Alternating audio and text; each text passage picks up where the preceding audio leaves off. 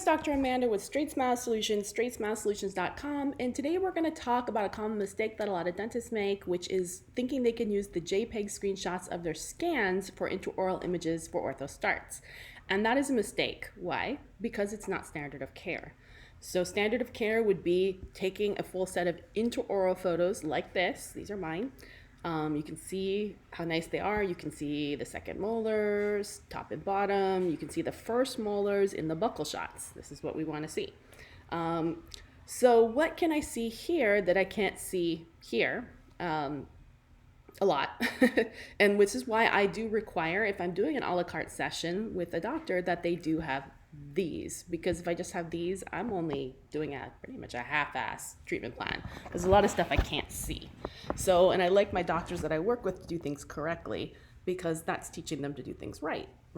So will Invisalign take these? Absolutely. They're not going to say anything. Matter of fact, you could totally submit a picture of your dog. They're not going to say anything. I've seen all kind of crazy stuff that people submit. They're not going to say no, because it's really on you. It's not on them. If they're just making a crappy setup because you gave crappy records, then it's just not going to be accurate. So again, that's on you.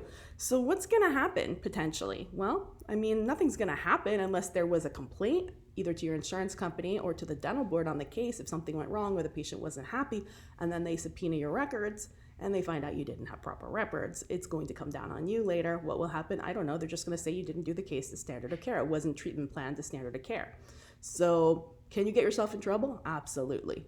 So that's why I just want you guys not to be lazy. It is not hard to take pictures. You know, 20 years ago when I first got started in ortho, I had to buy an expensive DSLR camera with this flash and that flash and learn all the settings.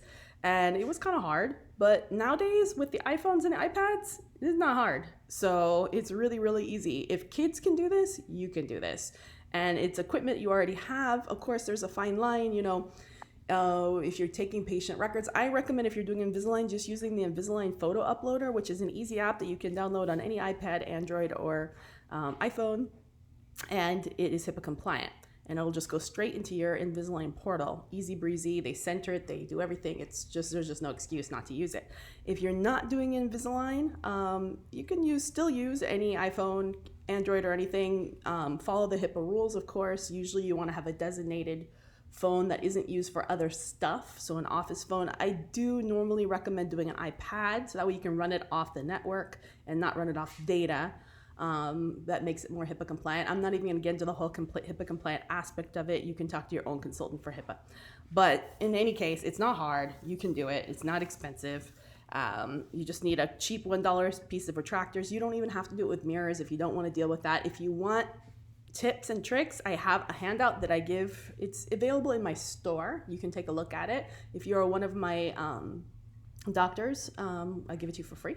But otherwise, you can get it in our document store, which is on our website, StraightSmileSolutions.com. But again, let me answer what I'm looking at here that I can't see here. So not only, like I keep saying, it's standard of care. You might be missing something. But what do I look at? One of the main things I look at is palatal anatomy. And you're not going to see that with here because the palate is cut out, right? The color, everything like that, again, it's not the same as scan, and it's cut out here. I'm also looking at the root scalloping, the tissue. Again, can't see that good here. Can't see that well here. So a lot of stuff that I'm looking at, and in some of the pictures, I can even look at the freedom under the tongue. That's useful. The freedom under the lip, can't see that there. So there's a lot of stuff, again, that you need in these photos. And of course you need extra oral images too. That's a no-brainer. And a pano or an FMX. All right, thanks so much.